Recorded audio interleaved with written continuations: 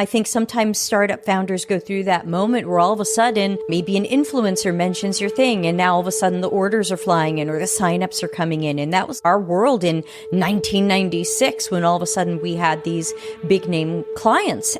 But I think the next time that we had to make a serious shift was that kind of dot-com crash around the year 2000. And you had stuff like, who remembers Microsoft Front Page? And people were like, do I really need to hire a website company? Can't I do this myself? We had to make a pivot of what are we going to specialize in when the whole world thinks they do what we do as well as we do it. I'm Debbie Levitt, and I'm the founder and CXO of Delta CX.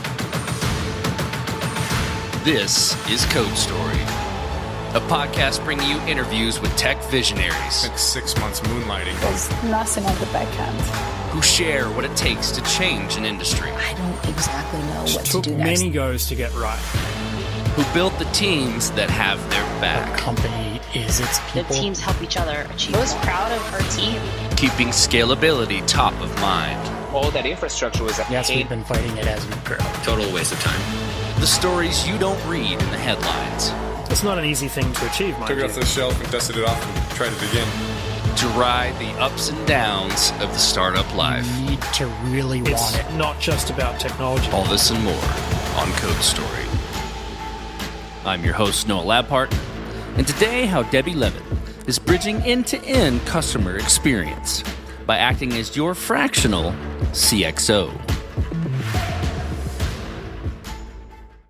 This episode is sponsored by Incogni. Listen, guys, I don't know about you, but I get real tired of managing the spam and cold outreach to my contact info. Those annoying emails, phone calls from unknown numbers, wasting our time and valuable attention. Not to mention the bad stuff from data breaches, which are rising every year.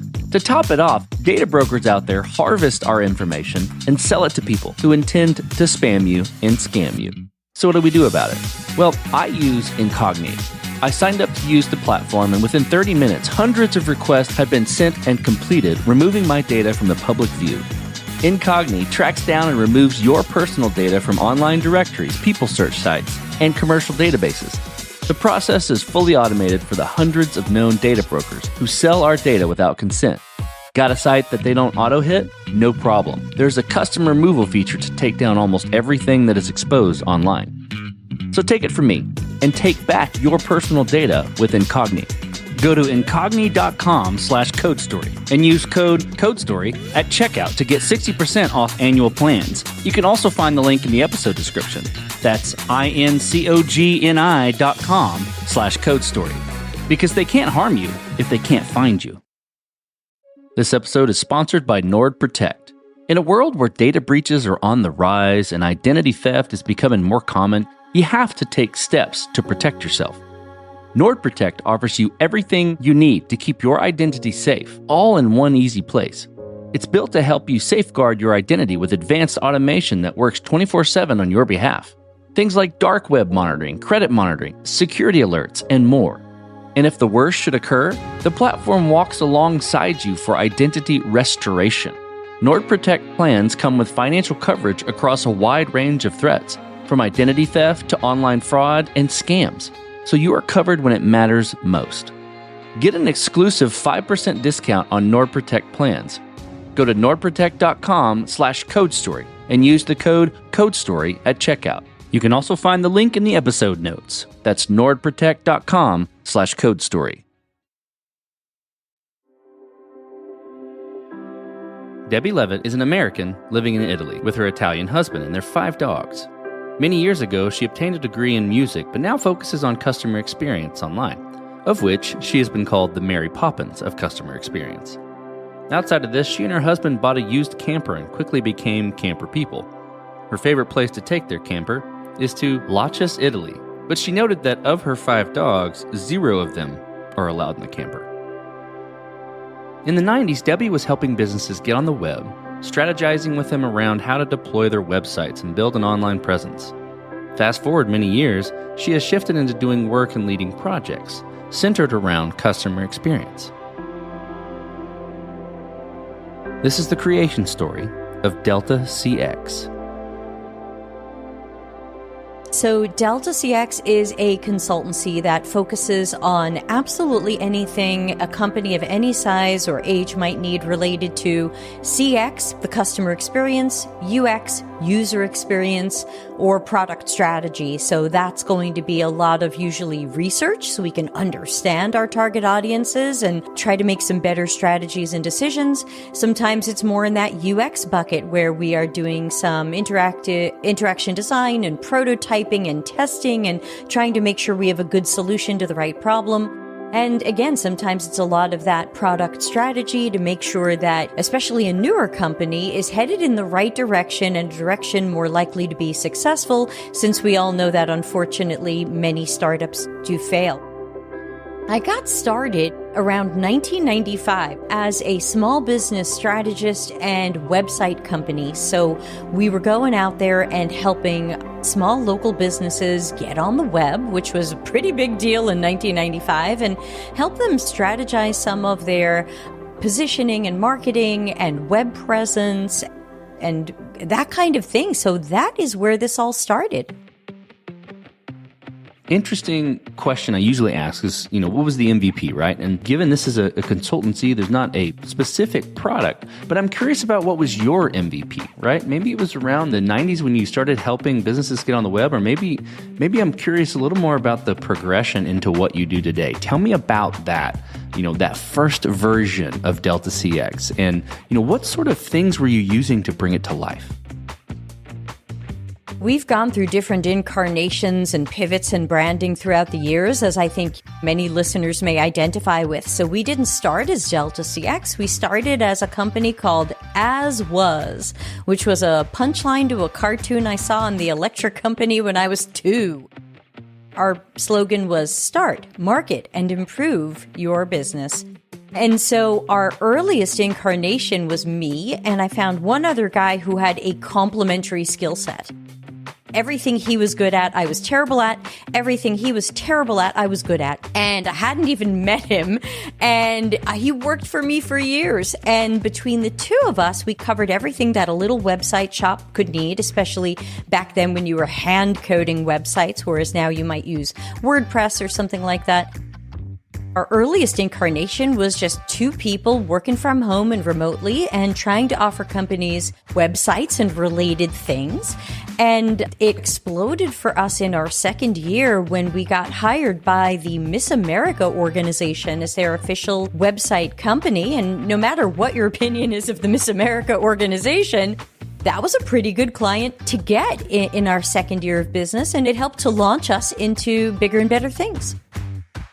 So let's stay in that phase for now. With any sort of, early version of what you're building with a company and what you're offering, you have to make certain decisions and trade-offs about what you're going to do. You mentioned, online presence and websites. You probably got a big client sort of shifting into different things. Tell me about some of those decisions and trade-offs you had to make in those early days and how you coped with those decisions. One of the first decisions I made was really around who our clients would be, because one of our first clients had been a client brought to us by someone in my family, right? We've all started there, friends and family, and they had some friends who was like putting on one of those ultimate fighting type of shows, like kickboxers will be fighting jiu-jitsu people, and not exactly my thing, but okay, early paying client, go for it, kiss some frogs. And I remember the day that I had just signed the Miss America organization, and the fighting people emailed me and said, can you add to the website that Penthouse Pets will be ring card girls? And I sat there for a moment and I said, who do I want to be? I'm not sure I can exist in both of these worlds, because the Miss America people, they felt, at least at the time, that they had a high moral standard. And my thought was, maybe I should choose that as well. Maybe I don't want to do things that could be exploitative to women or things that could be perceived as violent. One of my choices was, do I start filtering out who I think are clients I want and clients I might say no to for reasons some might agree with and some might disagree with? So I remember that being one of my earliest decisions about kind of direction for my own growth. I love the decision you made personally, and I certainly appreciate that story too. it's definitely an important part of who you are as a business to decide, like who you serve. And that's a hard decision, especially early days, because revenue is important. Yeah, I want to jump in and remind everybody who was online in the late 90s, what was the biggest money-making industry? It begins with a P and it ends with an N. It's got 4 letters. I don't know if we say these words on your show, but I could have made wild money going into that because we had a great little company and we were growing and we could have been good at that, but that's not where I wanted to make my money. And we can put all the adjectives we want on it, but that was my decision.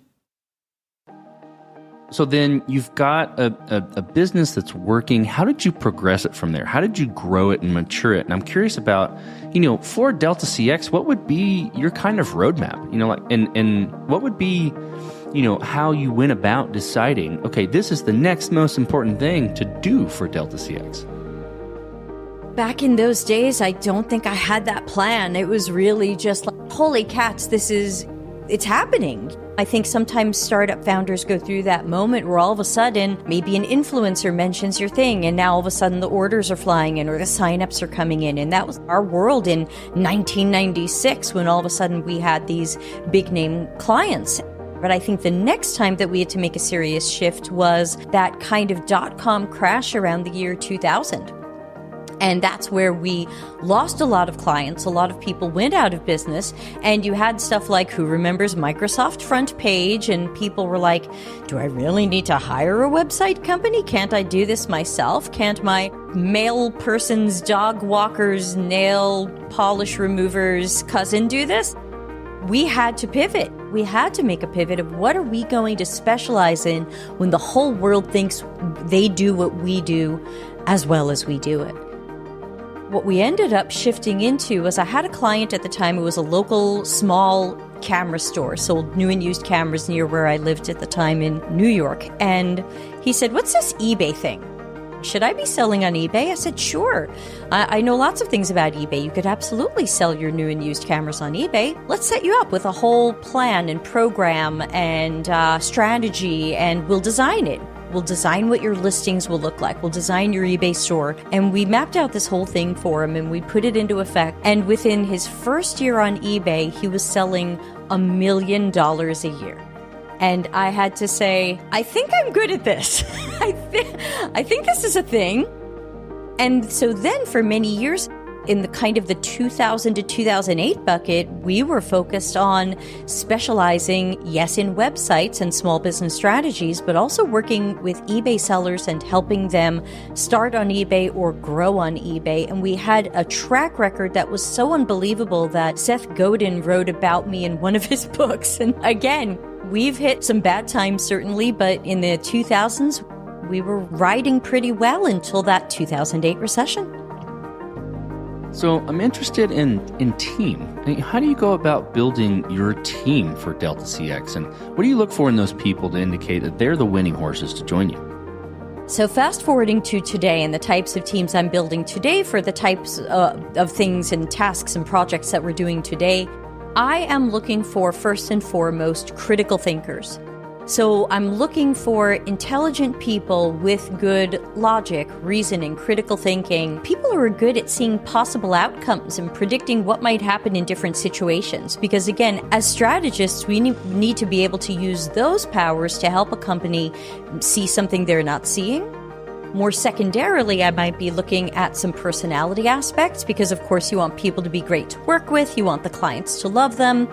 I look at past experience because sometimes I bring on people who don't have as much past experience, but I can just tell they've got these magic powers, and I'm happy to give them a chance at the level they're at. And sometimes I'm bringing in some incredibly heavy hitters, people who have done unbelievable work for really famous brands over the past few decades.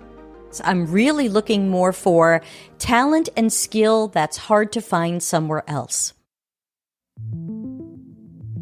This will be interesting given what you're building here. I'm curious where scalability comes into play. Sometimes I talk about that from scalability of a product from a technology standpoint, but I'm curious about scalability of your business and what you offer. How do you address scaling? And has there been anywhere throughout the time of Delta CX where you've had to fight this as you've grown? I would say it was really hard in those 2000s years because, like, where do you find someone who just happens to be a critical thinker and great at all the things we were doing, websites and design and strategy, and then knew everything about eBay? It was really important to deeply understand eBay selling more than anyone else. And that was hard to find because it was such a combination of such kind of bizarre skills. Nobody's exactly coming out of college with a degree in eBay. For today, it's a little bit different because things related to CX and UX are things that you can study in university and from great coaches and mentors and teachers out there. And unfortunately, in our industry, we lost about 70% of our jobs in 2023 due to the layoffs. So hypothetically, right now, I've got the pick of the litter. And so as we grow and find new customers and clients and projects, I've really got a bizarre number of people available to me from around the world who are sadly looking for work, but in many cases, amazingly talented and experienced. So then for what you're building, how do you maintain culture, right? How do you build and maintain a team culture? And what does that look like at Delta CX? The culture starts with a lot of honesty. My staff are always amazed at the level of honesty and transparency that I give them. They know what I'm charging the customer. They know what they're being paid. They know what each other is being paid. They know what some of my expenses are. I just make sure that there's complete honesty inside the business and with our clients as well. Now, of course, our clients don't always know our markup, for example, but inside the business, the culture is one of honesty for starters. And I know that to get that from people, I also have to give that to people. And so the culture is about really honesty and support and making sure that everybody knows that they can be whoever they are. So, for example, we have some people on our team who have disabilities, diagnoses, or conditions. We don't see it as an accommodation or something we have to do. This is just something that naturally makes sense to us to say, how do you work best? I want to play to your strengths. Is there a time when you work best? Is there a number of hours you work best? Are there tools that help you work best? And I think when you really care about humans and care about that honesty and that connection, then you want to play to their strengths and you don't see anything else as, I don't even want to call it a weakness because I don't even see these things as weaknesses because we all have strengths and we all have weaknesses, but I don't see anybody's disabilities, diagnoses, or conditions as a weakness. In some cases, they're superpowers. And so I think that the culture has to be one of support and a lot of internal mentoring and coaching. We're always raising each other up and teaching each other new things. It's my world and it's a small world and I want it to be an amazing place. And sometimes when people leave the nest and they go try working somewhere else, I often get a lot of messages about how much they miss what we had here and the culture and the experience. So, as you step out on the balcony and you look across all that you've built, what are you most proud of? I always think about, why am I here? Why am I on this planet? And I always think I'm here as a catalyst. I'm here as a catalyst for change. And that's why I named the newest incarnation of my company Delta CX, because the Delta is all about change. Those of you who remember your math and your physics and so on. I think that what I'm most proud of is any opportunity I have to create change, whether that's for somebody who's working with me or a client or a customer or a company I'm with. How can I raise somebody up and push their boat out and be a catalyst to them? Anytime that I can do that is what's most rewarding for me. Okay, let's flip the script a little bit. Tell me about a mistake you made and how you and your team responded to it. There have been different types of mistakes. I think as a business owner mistake, we actually got an offer to be bought before the 2008 recession. And sometimes I look back and I think, oh, you should have done that. I think I had a little too much pride at the time. I thought we were worth more. I'm not sure I was right. It wasn't a bad offer and I didn't take it. And I think that was a mistake, but it was a short-term mistake in the sense that eventually a lot of the companies related to providing services for eBay sellers, and this was a similar company that wanted to buy us, we've all kind of gone 6 feet under to some extent, at least for the eBay side, because eBay just changed everything to catalog structured data, kind of Amazon-y stuff. So I wonder what would the path have looked like if I had sold at that time, which was like 2007. We were flying high. A couple of years ago, I got brought into a company to do a very big project. They wanted me. They wanted my brain and expertise and perspectives and strategic nature and so on. And the mistake I made was I didn't come in with a team. This was a huge $1 billion company, which to some people is a small company, but to me it was a pretty big company. $1 billion company that really wanted me to make some strategic change, and I should have come in with a team. I came in alone, and I think that probably overworked me a bit and made me a little less effective than I wanted to be. They ultimately said they were happy with what I did, and they paid me, and they didn't cancel the contract early, so I don't think it was a disaster, but I do feel like I made a mistake by not saying, hey, I'm glad you want me. Thank you so much for your interest in Delta CX, but hey, I come with these 3 people, and it's going to take this team to make the change you're looking for. I think that was a mistake. So what does the future look like for Delta CX, your company and for your team? See, the past has been a little bit wobbly with the pandemic and all the layoffs and stuff. And so to me, the future is bright, but the present is a little admittedly wobbly. I imagine there are listeners out there who feel the same. So I don't want to make it. Remember, if my top value is honesty, I'm not going to pretend things are going better than they are. The future is exciting for us because I know that what we're doing is interesting and unique, and we've been getting new types of potential clients that we haven't gotten in the past. We've been getting, obviously, we have the big $1 billion company, which was really exciting to do that work. And then a year ago, we did a project for a small startup that was having trouble finding product market fit. And we did a very inexpensive, in the scheme of the universe, project with them that really helped them decide who they were going to be when they grew up. And so I think the future is exciting because we can play in any arena, from relatively small projects for up and coming companies to much larger consulting or change projects or CX or UX projects for the big companies. So I would have to say I'm cautiously excited because I feel like we've got great things going on with great people, but I also know that people aren't opening their wallets right now. So I think it's going to be a little bit of a waiting game. So let's switch to you, Debbie. Who influences the way that you work? Name a person or many persons or something you look up to and why. Yeah, there's a couple of people who I look up to. Growing up, my family were all entrepreneurs, and so my model there was my grandmother.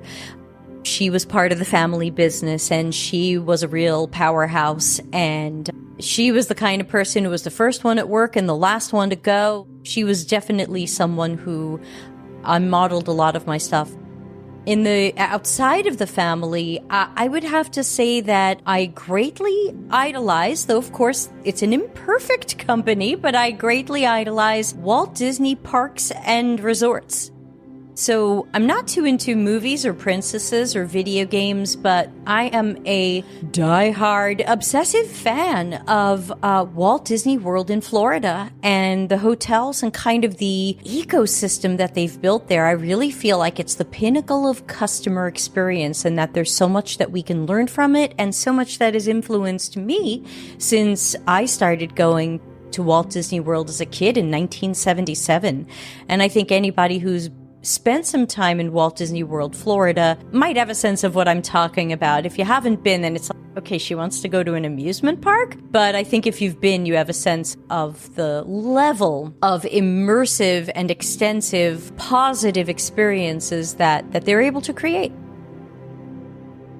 So this is a little bit different spin on the question about a mistake. If you could go back to the beginning, what would you do different? Or where would you consider taking a different approach? Doesn't have to be something that didn't work. Could have even worked well, but maybe you tweak it a little bit.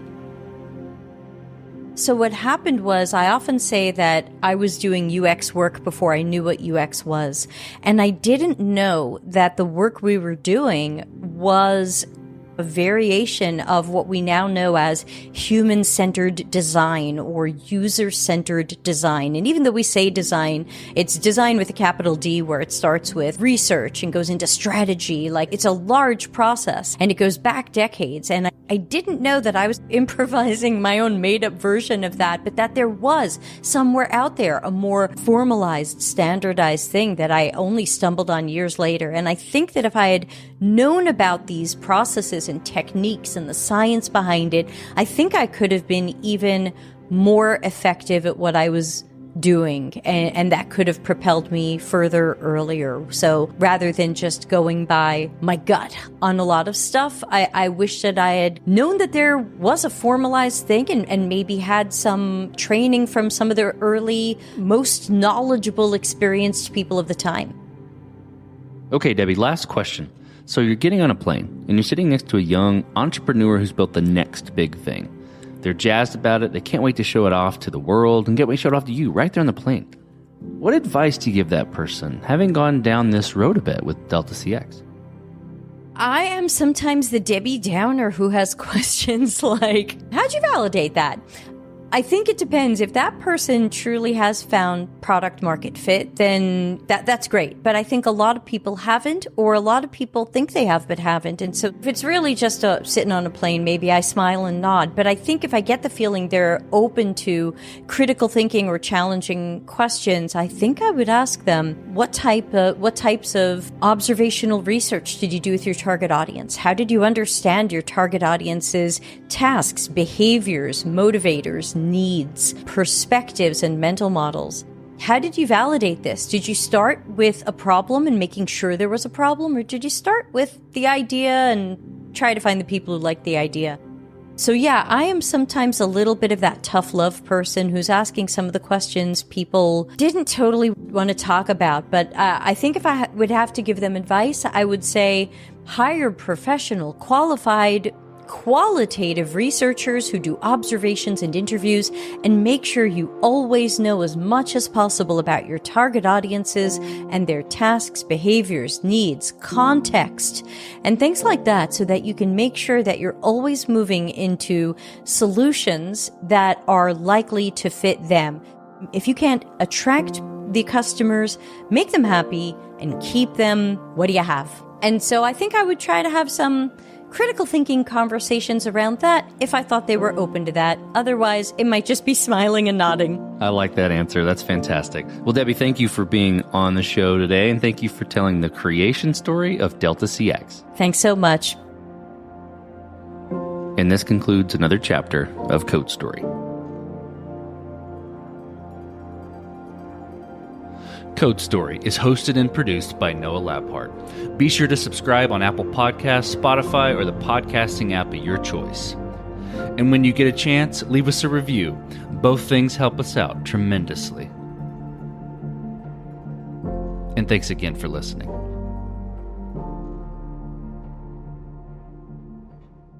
This message comes from Alteryx. Data is scattered. Tech stacks are disjointed. Teams are out of sync. Alteryx One brings it all together on a single platform where data, analytics, and automation move as one, so your organization can too. Meet the intelligent enterprise at Alteryx.com.